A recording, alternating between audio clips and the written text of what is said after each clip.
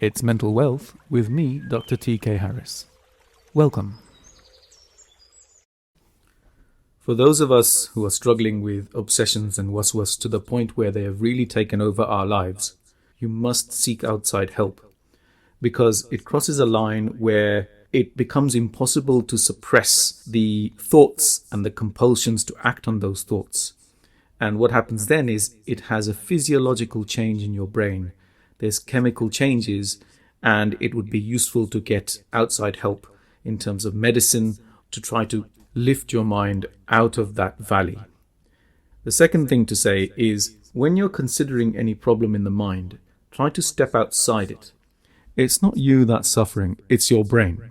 Remember that when you're struggling through anything in life, you don't need to make it part of your identity. For example, if you hurt your knee, you say, my knee is hurting. You could say, I am hurting, but it's not all of you that's hurting. In the same way, if something is affecting your mind, you say, my mind is struggling with this or that. You as a person step outside of the issue, and then you can deal with it a bit more realistically without thinking that it affects your honor or your dignity or things like that. So in this particular video, we'll focus on how to deal with the nafs when it comes to obsessive thoughts and waswas. And there are lots of R's in all of this. So to list them: recognize, respect, reclaim, reduce, run, relax, and refocus. So let's go through each of those. Recognize that the thoughts are there and that they're an extension of normal thoughts. Your emotions are not facts. They are suggestions that you should react to something, and when they get out of control, you can end up becoming obsessed. Recognize that they're just that. Respect yourself. There's no need to feel silly. These thoughts are normal. Everybody has them. They've gotten a bit rowdy in your case. There's no need to believe that giving into temptations to act on them is somehow belittling you or losing your honor. You don't need to feel silly if you're struggling with something. Okay? It doesn't take away the fact that you are loved by Allah. Thirdly, reclaim your identity. It is not you who is obsessed or struggling with waswas, it is your brain. More specifically, it's your nafs which is getting a bit carried away. Reduce. By reduce, I mean reduce the volume.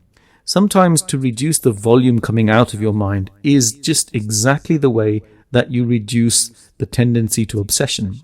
The idea is this, that obsessions and anxieties are just very loud. They're in your mind louder than other things. So we need to reduce their volume. Now, how do we reduce the volume? Well, this is where run, relax, and refocus come in. Run is a shorthand way of saying exercise. When we exercise, if you remember from the first series, the nafs is very invested in the body. So when we exercise and get out of breath, what we are doing is exercising those energies. And when the nafs has got less energy, it's a bit more manageable, and you'll find that the natural volume of things reduces. Many people say going for a run helps them to feel better, precisely because this is what they're doing. They're getting in touch with these primal emotions which have a lot of energy, but once you do something that exhausts you, it does reduce. And it's as simple as that for many, many people. There is also another type of exercise which we do 5 times a day, and that is salaah. When you are doing salaah, those simple movements, those postures, and that commitment to God is a combination of both exercise and acknowledging there's a higher power.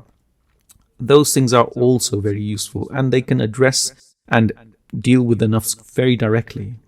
My books and the forthcoming app contain a lot more numerous sources of how you can specifically exercise and how you can find solace in salaah. So do get hold of the books. But really, there's not too much complexity. It's a case of trying to exhaust yourself once a day at least to just get yourself out of breath.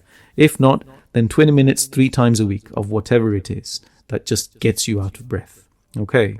To relax is another way of cooling the nafs off. How do you do that? Well, to relax is difficult for many people who are by definition tense. But one of the ways we can do that is just by focusing on our breathing. Now, the reason I directed you to the how to be a mindful geezer is exactly to do with controlling your breathing. If you take very slow breaths in and out, holding your breath at each point. So take a deep breath in slowly, hold your breath for a while, maybe to a count of 10, and then breathe out again very slowly over a count of 10, and hold your breath there, and do that for a while.